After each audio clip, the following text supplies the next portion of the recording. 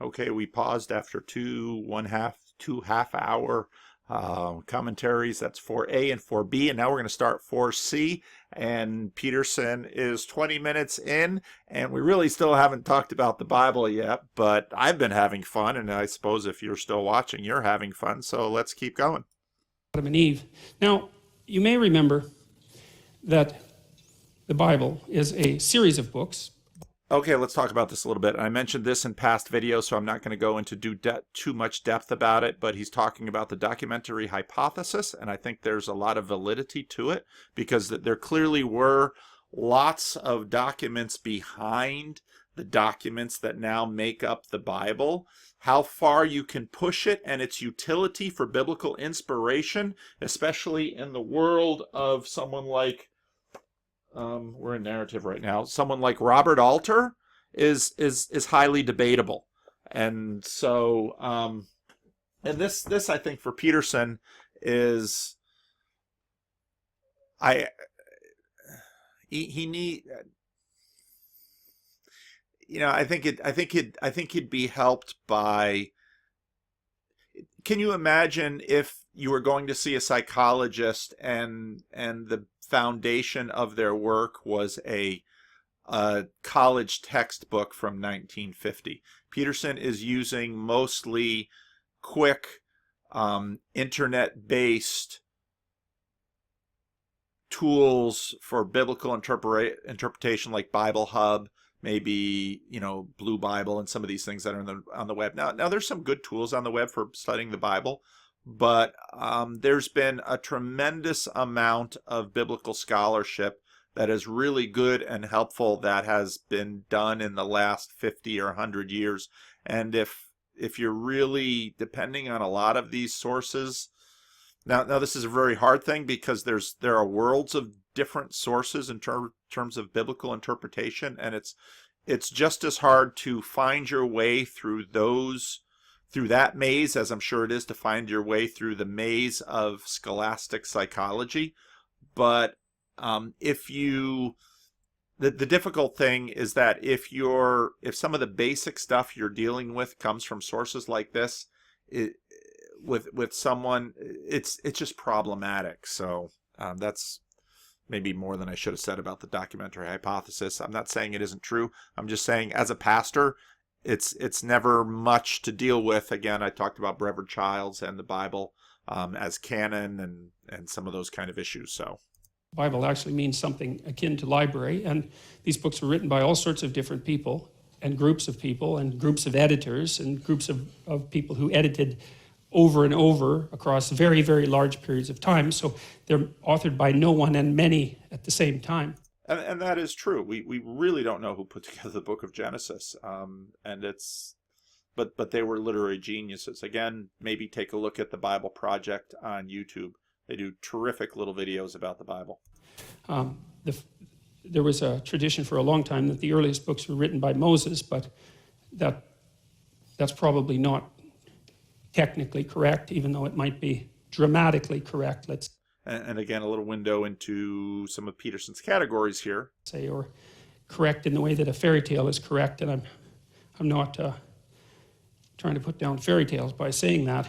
But there's a number of authors, and the way the authors have been identified, tentatively, is by certain stylistic commonalities across the different stories, different uses of words, like the words for God, different. And if Peterson, the dude's busy right now. He does more interviews than I have time to talk, but read Robert Alter's book on the art of biblical narrative. I think for Peterson would open up a ton for him, especially in the way that he's using the Bible in terms of understanding how the Bible, even just as literature, works.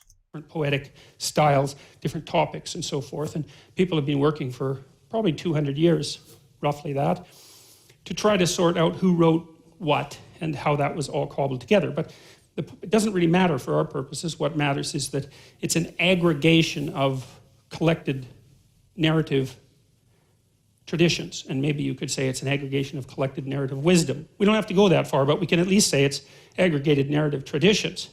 And that there was some reason that those traditions and not others were kept, and that there were some reasons, complex though they may have been, why they were sequenced in the order that they were sequenced. Because one of the things that's really remarkable about the Bible as a document is that it actually has a plot.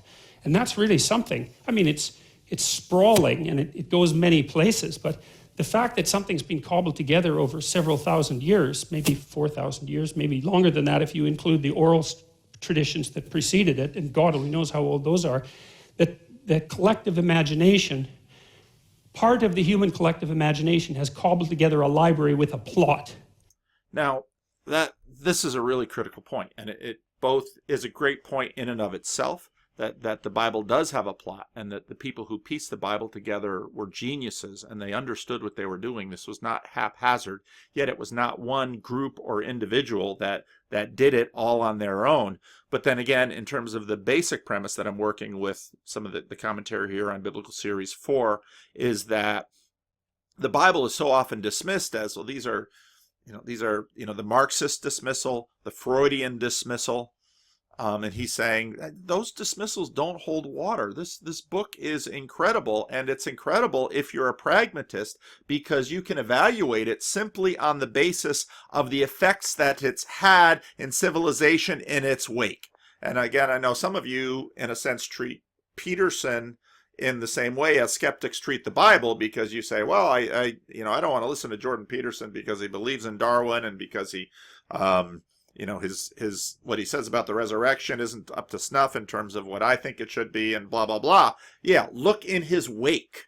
If you want to judge something, look in its wake and get an idea of its meaning and consequence and importance and value in terms of looking into it. And so, again, this point, Peterson is in front of his viewers elevating the status of the Bible in terms of something they need to contend with. And that in and of itself is really significant, and I think part of why we are seeing in Peterson's wake what we are seeing. And like I see the Bible as an attempt, a collective attempt by humanity to solve the deepest problems that we have. And I think those problems are the problems of, primarily the problem of self-consciousness. The fact that not only are we mortal and that we die, but that we know it. And that's the unique predicament of human beings, and it makes all the difference. And I think that's laid out in Adam and Eve in the story. Now this business about the problem of self-consciousness, probably the first few times I listened to this video, I didn't get that. But after listening to Transliminal 2015 and a bunch of other videos, if you want to understand Peterson's ontology, what is real, what exists, what matters, he is not a materialist, although he's living in a secular realm. And so right there, now we can begin to understand what the logos means for Peterson. And part of what's interesting about Peterson is that if you're a religious person and you listen to him, he can sound very religious. But if you're not a religious person and you listen to him, he makes sense looking at him in that way too. And in that sense, Peterson is scalable. Now, what's really interesting is that a question I have is he more scalable in terms of his psychology and his Jungian aspect than he is politically? Because if you look in his wake politically, well, some of that has been interesting to follow. But in terms of these metrics, Peterson can very much be heard two ways. If you're coming at him from a religious perspective, wow, he loves the Bible. He believes that the Logos was made flesh. If you listen to him in this way, you could say, boy, he's a Christian. You listen to him from the other direction, you say, boy, he's like me.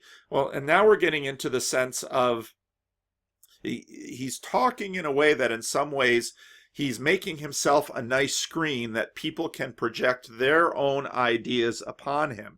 And while that's not a bad thing in and of itself, if you want to know the screen and not just the projection you're placing upon him, you'd better pay careful attention, because there's going to be a lot going on in this. of Adam and Eve. I think the reason that makes us unique and is laid out in that story. And interestingly, and I really realized this only after I was doing the last 3 lectures. So the Bible presents a cataclysm at the beginning of time, which is the emergence of self-consciousness in human beings, which puts a rift into the structure of being. That's the right way to think about it. That is very, very, a cataclysm at the beginning of time, which puts a rift in the structure of being.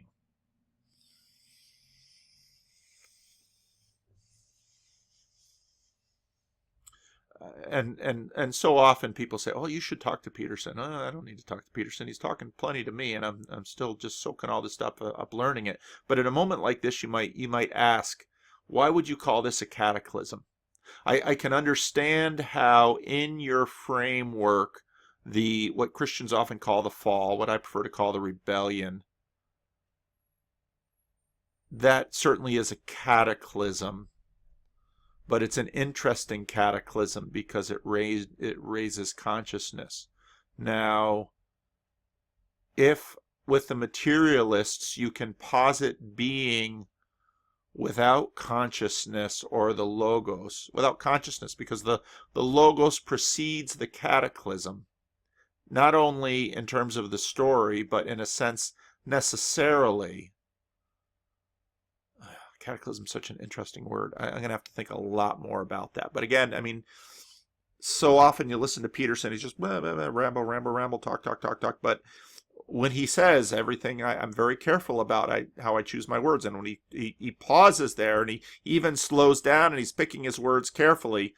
Yeah, slow your hearing down and listen carefully, because he is indicating the roots of his system. So cataclysm, yes, that brings consciousness, yes, and the snake gets into this, yes, and one of where I'm going to go eventually with the commentary on Biblical Series 4 is we're going to get into, I think, a basic foundation of how we come into beliefs by orientation between experience and representations. So that right there, important phrase by Peterson. He's working, just like he said a minute ago, he's working this stuff out on the fly. He has to prepare for these. And for those of you, I know a few of you have been watching my adult Sunday school classes on the church side. I mean, for me, those hour-long Sunday school classes are, for me, very much like this Peterson series is for him. And we go through the backwaters of the Bible. Right now we're in the middle of the book of Ezekiel. Talk about a place that Christians don't read or go to because it's filled with wild animals, and it's filled with chaos. And I think some Christians, if they read that part of the Bible, they'd say, I can't read this or I'll lose my faith.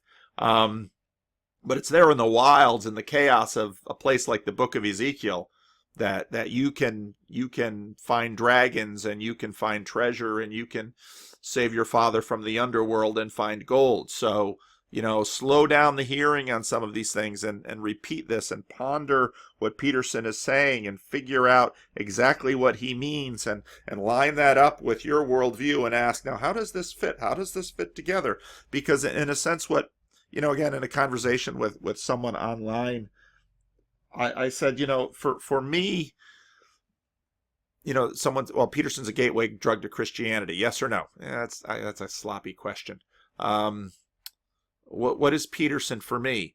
Well, he is forcing me to think through a lot of things that I am finding helpful. And for me, this is what I call fun. I could do this all day long, every day, because this is what I call fun. I don't just mean making videos. I mean thinking this stuff through. And we had a meeting here in Sacramento with a bunch of the buccos, and that was what I call fun too, because for a lot of us, it was like getting together and who can I talk about this stuff with? One of my sons is listening to Peterson, and our whole family is doing this when we when we have something to celebrate or when we do something great. But part of what the internet has done is bring nerdy people who like weird things together to do this kind of stuff. And yeah, this is really cool. Okay, keep going. And that's really given cosmic significance. Now, you can dispense with that and say, well, nothing that happens to human beings is of cosmic significance because we're these short-lived, mold-like entities that are like cancers on this tiny little planet that's rotating out in the middle of nowhere on the edge of some unknown galaxy in the middle of infinite space, and nothing that happens to us matters. And it's fine, like you can walk down that road if you want. I wouldn't recommend it. I mean, and that's part of the reason I think that for all... Before he interrupts himself yet again, this is, everyone wants to come to Peterson and ask a question about the resurrection. He is answering it in this moment right here. And he is saying, again, if you look at the video that was just put out very recently by the Roman Catholic Patrick Coffin, that was the guy's name. And Peterson talks about this on the Rubin report when he's talking to Ben Shapiro, when he's saying, the metaphysics and these things come together. And Peterson says, I'll need another 3 years to think about this. Well, this is what he's talking about now. In what way does the fall of Adam and Eve change history? Now, this has been a really tantalizing question, in that traditionally in Christian theology, the fall ripples from the image bearer throughout creation. C.S. Lewis talks about this towards the end of his book, Miracles. I've done a lot of thinking about this because the attack on the Bible that has come, well, there was death before Adam and Eve. There was certainly plant death or animal death or cellular death, or was there or wasn't there, and all these kinds of issues that, say, creation scientists have to deal with now. And all of these kinds of issues that as a young boy learning Reformed theology and hearing about the fall, and how in Christian doctrine, how the fall of Adam and Eve changes, in a sense, the entire fabric of the world. And my phrase, the age of decay, has the implication that what happens in the fall brings death to all. Well, if you look at the world from a scientific perspective, you say, no, that can't be. It can't bring death to all. In fact, your skin can't work without dead skin cells.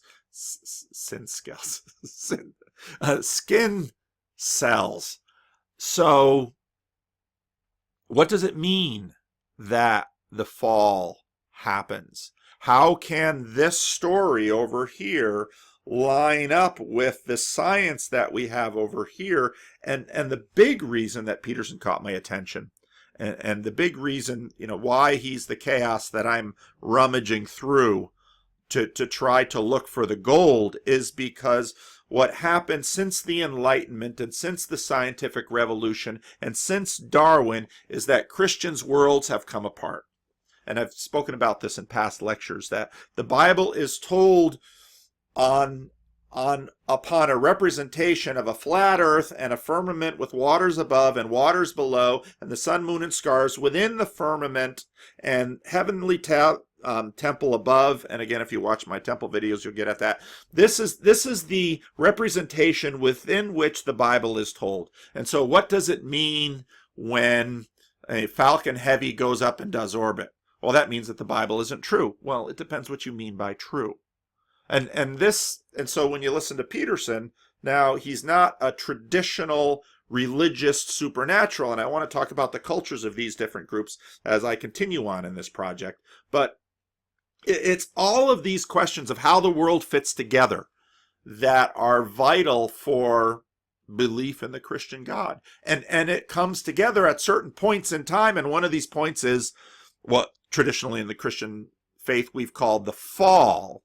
And what Peterson is saying, this cataclysmic events of the beginning of consciousness and the beginning of history. And now again, for Peterson, if I were to, put on the hat of someone, say, well, the first Homo sapiens that are that are like that, developed out of a genetic pool of some 10,000 individuals, blah, blah, blah, historical Adam and Eve, blah, blah, blah, historical Adam and Eve and the historicity of the resurrection, on and on and on with those conversations.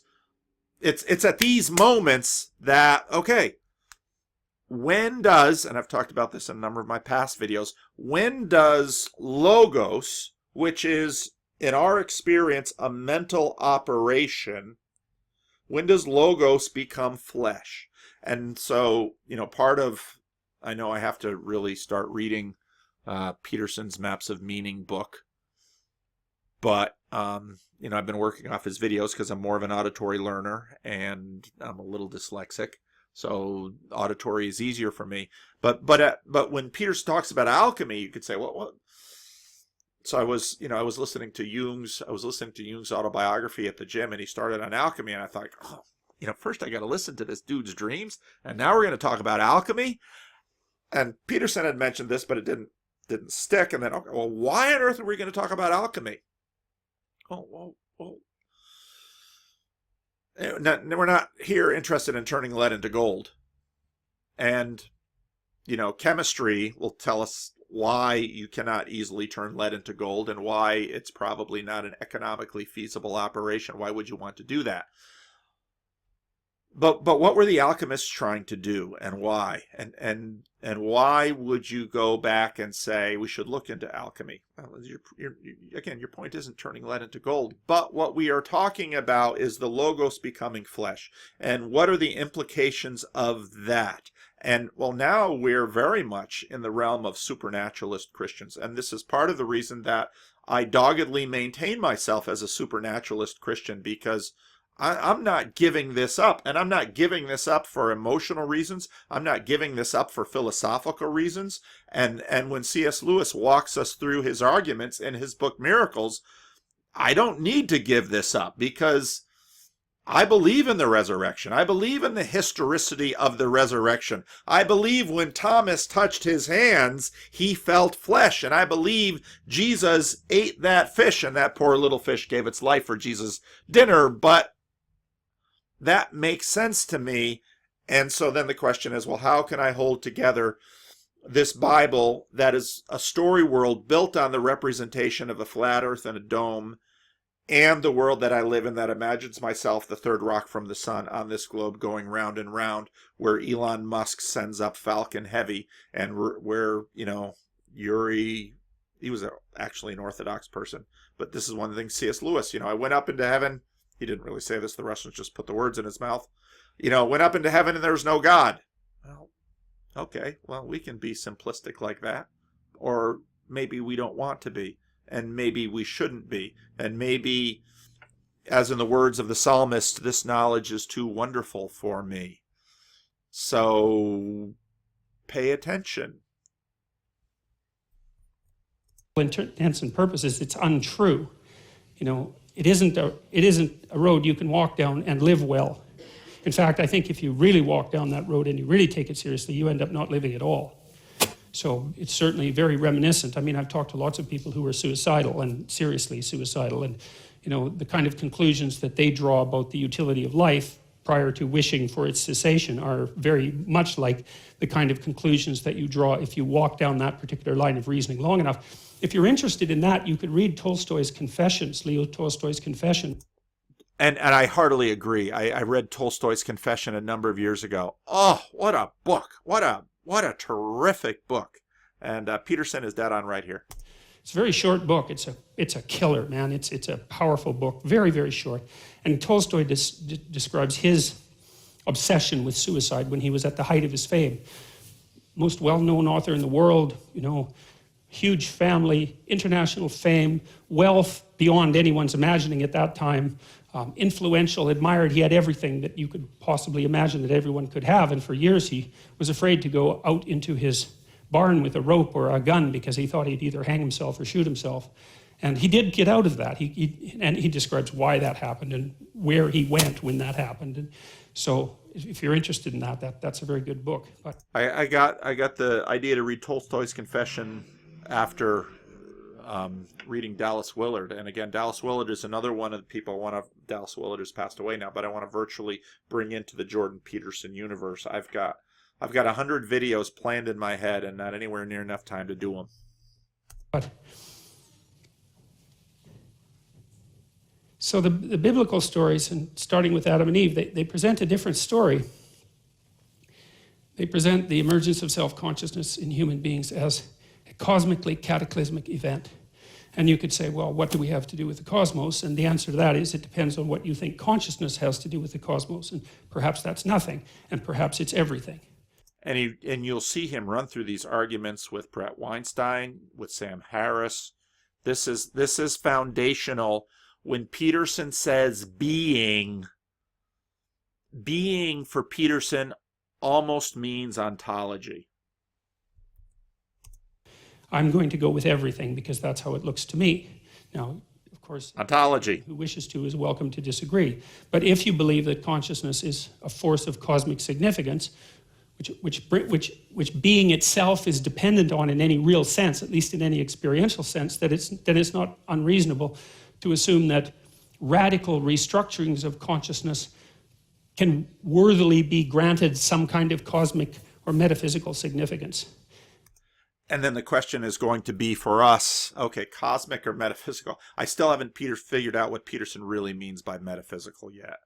Because again, I'm getting to know him well enough with how he uses language to know that what he means by a word might not be what I mean by a word. And so this is just like biblical studies. How do I know what Peterson means by a word? I've got to listen to enough of him. I've got to listen to his words in enough contexts to understand what he means by a word, which when you're doing biblical studies and word studies is exactly what you do with this. So as a pastor, all my grammatical, historical tools that I've developed for years studying the Bible is really helpful in terms of studying Peterson.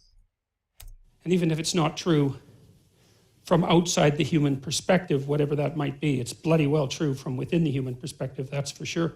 And so that's the initial event in some sense after the creation, is the cataclysmic fall. And then the entire rest of the Bible is an attempt to figure out what the hell to do about that.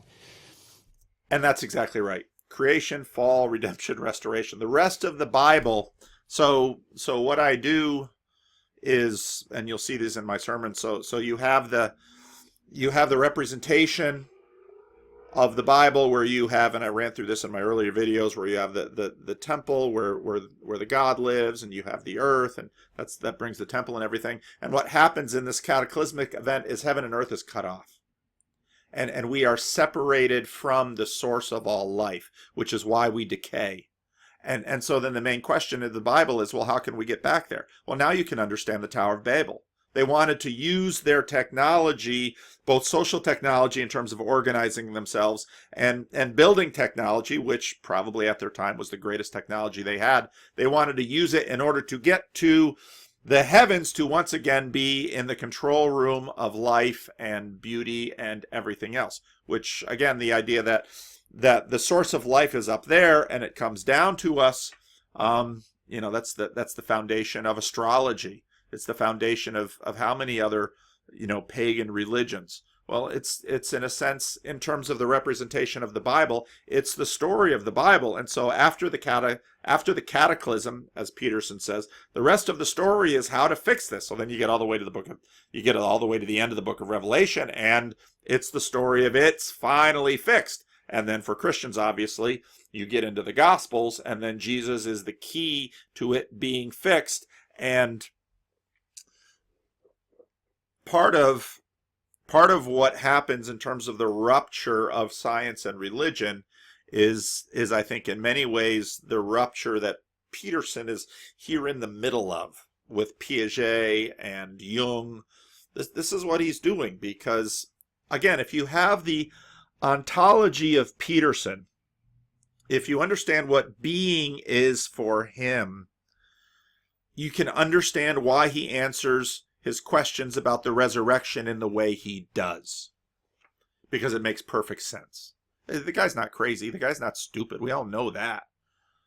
It makes perfect sense.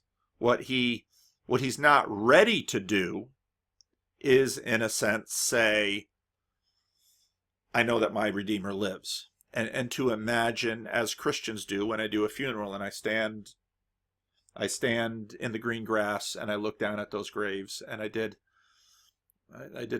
make a video about death. I did some Facebook posting about it, but when I stand at a graveside, and when we're about to lower someone that is precious to me or precious to all who gather there, and I say, I know that my Redeemer lives, and in my flesh I will see God. In my flesh I will see God.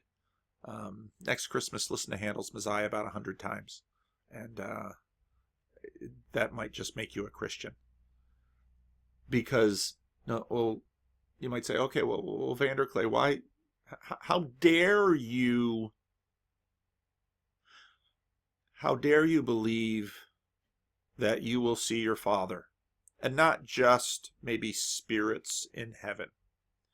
How dare you believe that you will see your Father resurrected? How dare I? It's a good question. And as a Christian, I would say, I dare, because I believe the testimony that the disciples dared to see their friend and touch his flesh.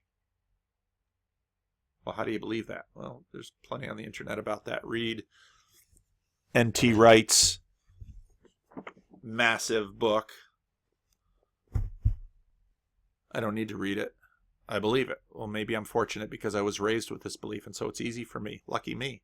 You know, we're all lucky or unlucky depending on who our parents are. That's true of all of us.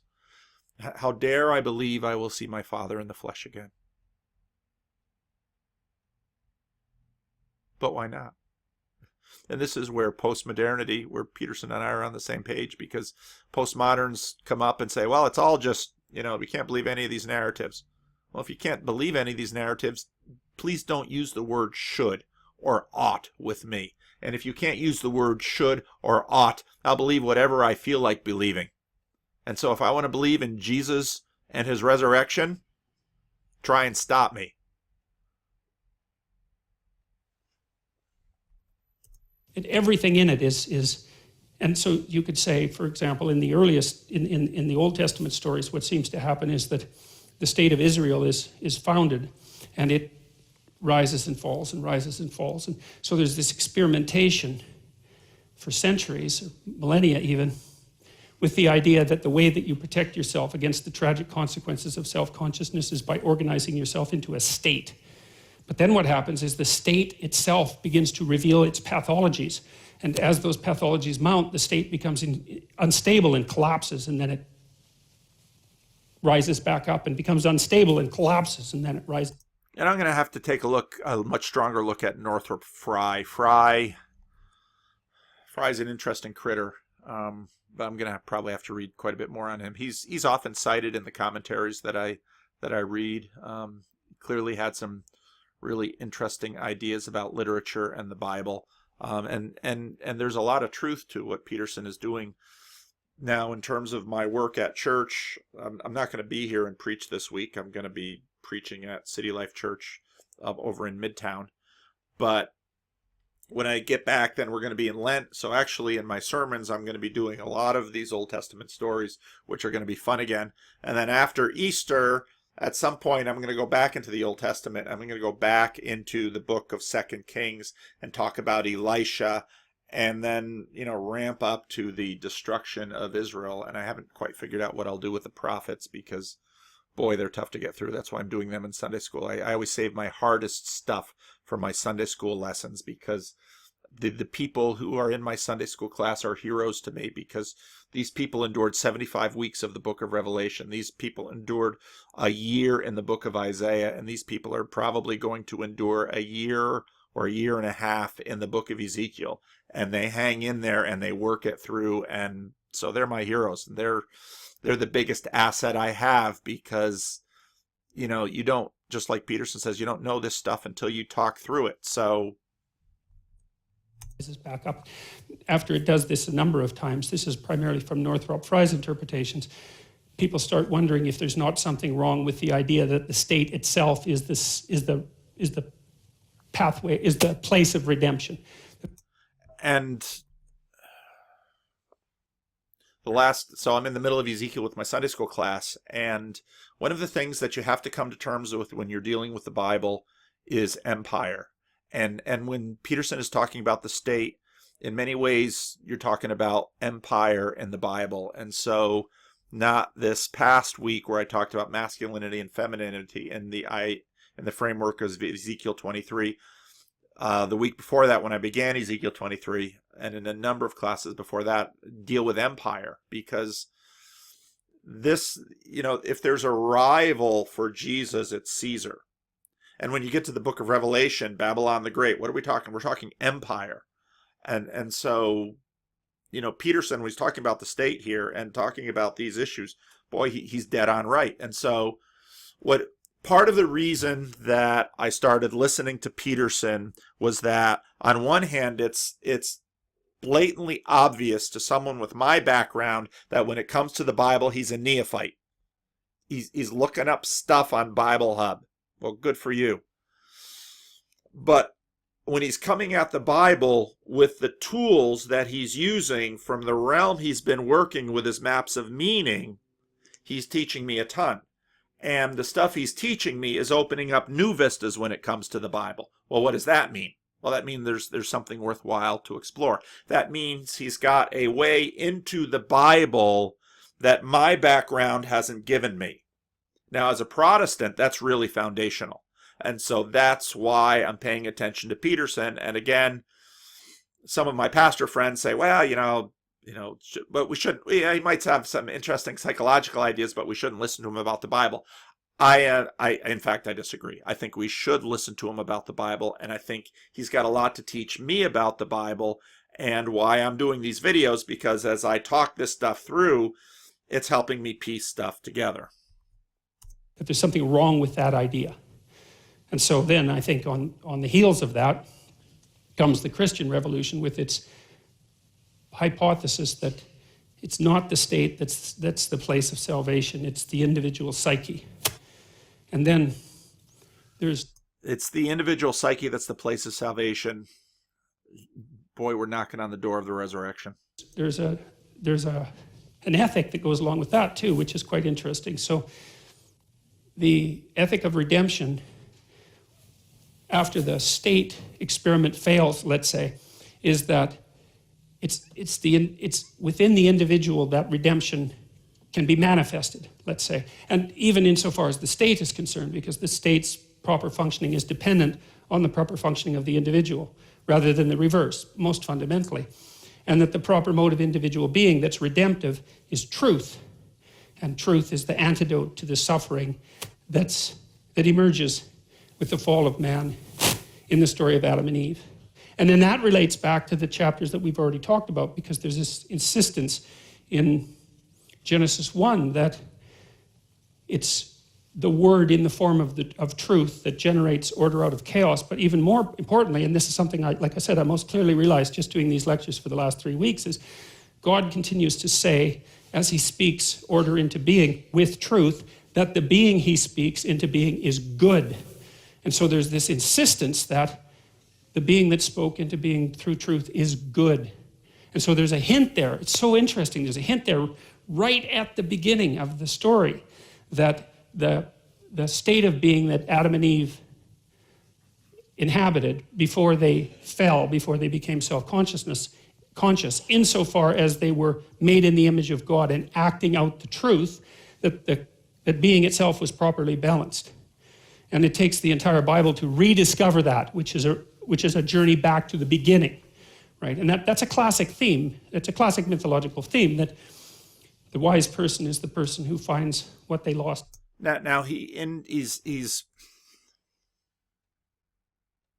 at this point, and this is where we get into wisdom. So he's telling the cosmic story, and he's integrating the state, figuring out that narrative in the Old Testament, and then the individual, figuring out that narrative in the New Testament, and he's almost there, getting it put together, and then he shifts gears, and we're back into wisdom. And I want to say, whoa, isn't it bigger than wisdom? Now, probably the problem isn't that wisdom is too small a word. It's that our vision for what wisdom is too small. And you get it, and this gets into some of the Christian Jewish conversation with respect to wisdom and Torah in the Jewish community in some ways serve as Christ in the Christian community. But I want to pause him here and say, okay, Peterson, you're walking at the edge of the cliff. Jump. Well, what do you mean jump? Dare to believe that. Dare to believe the full thing. Dare to believe that all of the layers, the physical layer, the social layer, the all the being, dare to believe being is made flesh.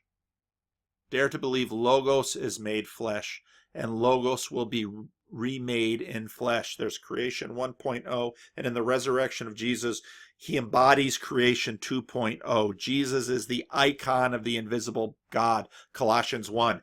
Dare to believe this. Why now? What pride are you preserving? Why not go all the way and say, hey, I have hope that, well, he hasn't lost either of his parents yet. It's a good thing. Dare to have hope to stand on a grave and look into that grave and say, this is not the end. And it won't be just spirits mingling, but in my flesh I'll see God, and in my flesh.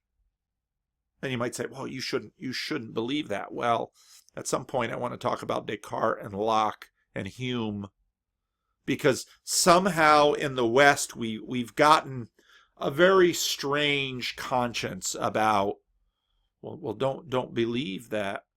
You shouldn't believe in the resurrection. That's dangerous. Read Miroslav Volf about what it means when a bunch of materialists go to war, when this world is all that they have, and it makes us bloodthirsty and killers. What does it mean when Jesus, when he's dying, says, Father, forgive them, for they don't know what they do? A materialist will say, don't you dare forgive them.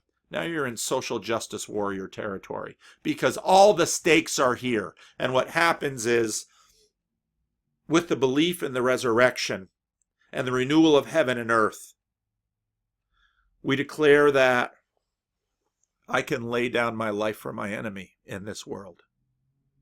Well, not willy-nilly, not in a flippant way, always done in freedom. Jesus dies when it's his timing. But I can lay down my life for my enemy. And I can surrender the physical stuff of my world for people that don't deserve it. That's grace. That's power.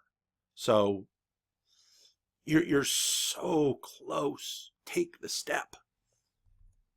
In childhood and regains it, right? I think that's a Jewish idea, that Zadok, if I remember correctly, who is a Messiah figure, is the person who finds what he lost in childhood and regains it. His idea of this return to the beginning, except that the return is you don't fall backwards into childhood and unconsciousness. You return voluntarily to the state of childhood, well awake, and then determined to participate through truth in the manifestation of proper being. Now, I'm a psychologist, and I've taught personality theory for a very long time, and I know personality theories, the profound personality theories, pretty well, and I'm reasonably well versed in philosophy, although not as well versed as I should be. But I can tell you, in all the things I've ever read or encountered or thought about, I have never once found an idea that matches that in terms of profundity, but not only profundity, also in believability. Because the other thing I see as a clinician, and I think this is very characteristic of clinical experience, and also very much described explicitly by the great clinicians, is that what cures in therapy is truth.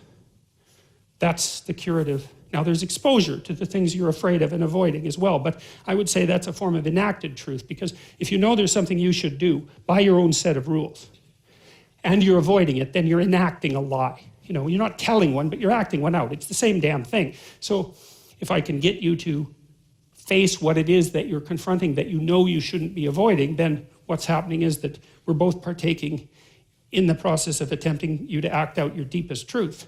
And what happens is that that improves people's lives. And it improves them radically. And the evidence, the clinical evidence for that is overwhelming. We know that if you expose people to the things they're afraid of, but that they're avoiding, they get better. And you have to do it carefully and cautiously and with their own participation and all of that. But of all the things that clinicians have established that's credible, that's number one. And that's nested inside this deeper realization that the clinical experience is redemptive, let's say, because it's designed to address suffering, insofar as the people who are engaged in the process are both telling each other the truth. And then you think, well, obviously, because if you have some problems and you come to talk to me about them, well, first of all, just by coming to talk to me about them, you've admitted that they exist. Man, that's a pretty good start. And second, well, if you tell me about them, then we know what they are. And then if we know what they are, we can maybe start to lay out some solutions, and then you can go act out the solutions and see if they work. But if you don't admit they're there and you won't tell me what they are, and I don't, and I'm like posturing and acting egotistically and taking the upper hand and all of that in our discussions, well, how the hell is that going to work? You know, it might be comfortable moment to moment while we stay encapsulated in our delusion, but it's not going to work. So a lot of that seems, if you think it through, it seems pretty self-evident. And, you know, Freud thought that repression was at the heart of much mental suffering. The difference between repression and deception is a matter of degree, and that's all. It's technical. It's a technical differentiation.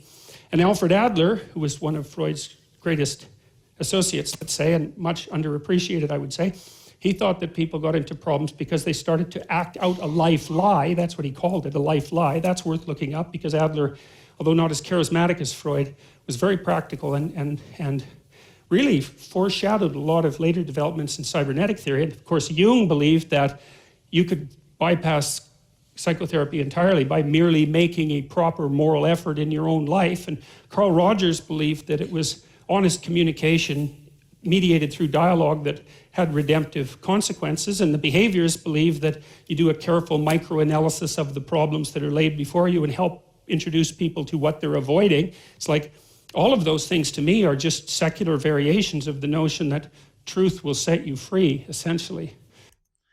And when you look at Peterson's lying pastors, when you look at Peterson's, the lie is what causes tyranny in society, in Nazi Germany, in the Soviet Union.